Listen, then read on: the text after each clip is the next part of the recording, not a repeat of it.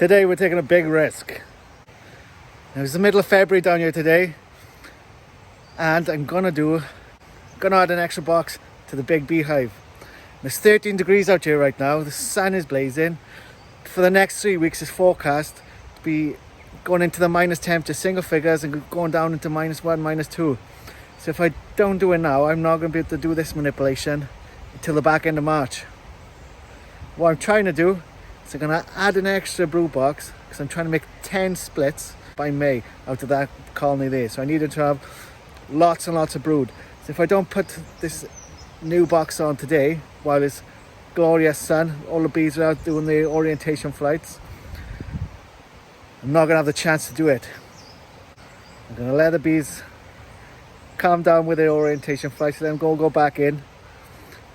Then I'm going to add a new box and show you what I'm going to do. But while we wait for the bees to go back into the nest, I'll explain a little bit about what I'm going to do here today. Now, I'm copying this off another YouTuber, and he has specifically said, do not do it. Don't copy him. It's dangerous. You're going to risk the colony. But I'm willing to take that risk. I'm going to take it. It might backfire. If it does, it does. And then that's my own fault. But if you think I'm being a giant idiot, write in the comments. Tell me why. I already know why, mind. This is very, very dangerous. I wouldn't recommend doing it to your own bees. My ambition is running, and I'm going to do it and take the risk. So what I'm trying to do is give the bees extra room to lay. I want them to build up fast in the spring, so when April comes around, they got plenty of room to lay lots and lots of eggs, lots of brood. So what I'm going to do, I'm going to go in to the big colony there. I'm going to take out the capped stores of honey. I'm going to put the pollen frames right next to the brood nest. I'm going to move the brood nest to the middle, fill up all the gaps with the foundation that we've got in this box. In this bottom box, what's going to become the bottom box, I'm going to put all the capped frames of honey and capped stores underneath the brood nest. So if it gets cold, like the minus degrees, what they're going to say is going to be, they still be able to go and get the food. Or when it warms up, they're still going to be able to go down and get the honey if they need it. On top, I'm going to put, there's already sugar in there, so I'm going to leave all the sugar for the bees right on the brood nest so they can still get access to food should it be very cold. So what this will hopefully do is, as soon as possible, the bees will start drawing out these new frames and laying eggs, ready to make big splits and big expansion this year in the apiary. Just look around, there's loads of bees flying around. Like I said, it's 13-14 degrees in here now. This is like a very secluded spot. There's no wind, the sun is shining. It's unseasonably warm in February. Look at all those bees. This technically still my first year doing it. And I haven't seen them do this much orientation flights, but I've never been here this early in the morning. It may be about 11 o'clock. It's the first time I've seen them 30 odd feet up in the sky, and a good look around. So these are all the new bees that we brought through for winter. There's a few of them. I've given them about 20 minutes. Most of the bees are back inside now, but I'm conscious of the weather. So we're suited up, the smoker's lit. Let's get into it, first year 2024.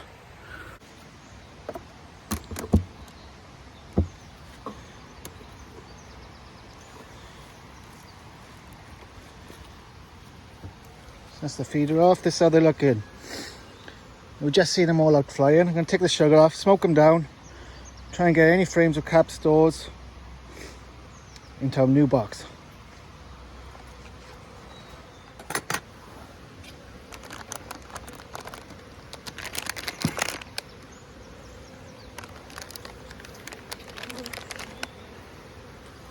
They've been eating away at the sugar. He's starting to eat away at there. Happy days.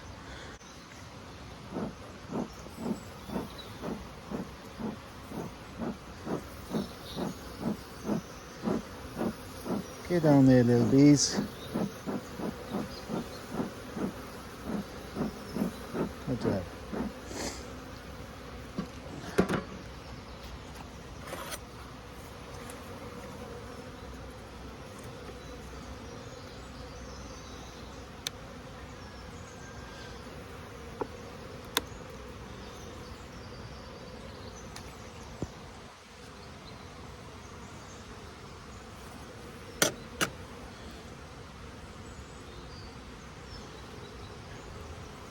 Alright, I'm going to be extra careful here. I'm going to turn the camera off and get the frames out.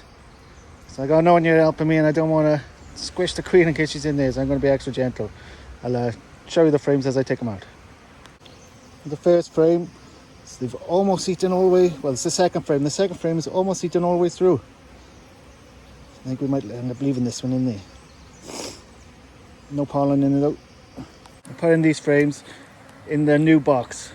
We're on a brand new floor.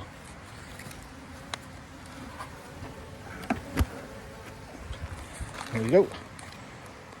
This next frame was half capped stores as well, empty at the bottom. Again for the food. Moving on now to the other side of the nest. This is mostly full honey. Take it from this side of the nest there. This one will definitely go downstairs in the brood box. In the new brood box. This is the frame that the bees drawn out themselves. Remember when I didn't put any foundation in? They drew all this out themselves. Almost full. Capped, no bees on it. This will be going downstairs in the brood nest.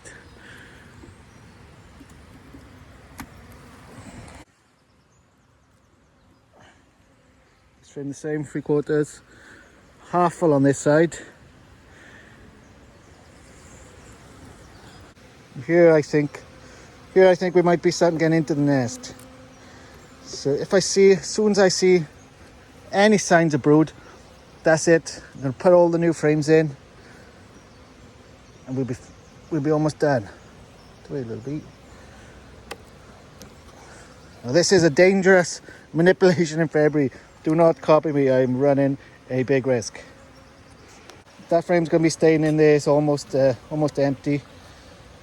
So that one's going to stay in. I haven't seen any signs of brood yet, so I'm getting in towards the middle. So I don't want to hurt the queen at all. So I'm just going to move these frames now into the middle, fill up the gaps with foundation. Put the frames we got in the new box into the middle, right underneath what I'm hoping is the nest. Shut it back up. All right, so let's start filling in the emptier frames. This one's just pollen, but it's almost empty. So this can go back in the top.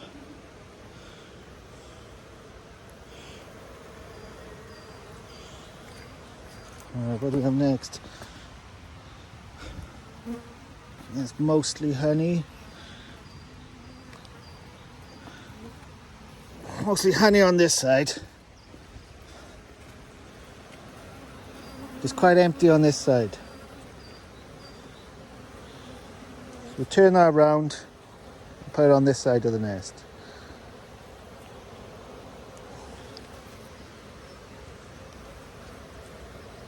We're going to fill up the rest with foundation.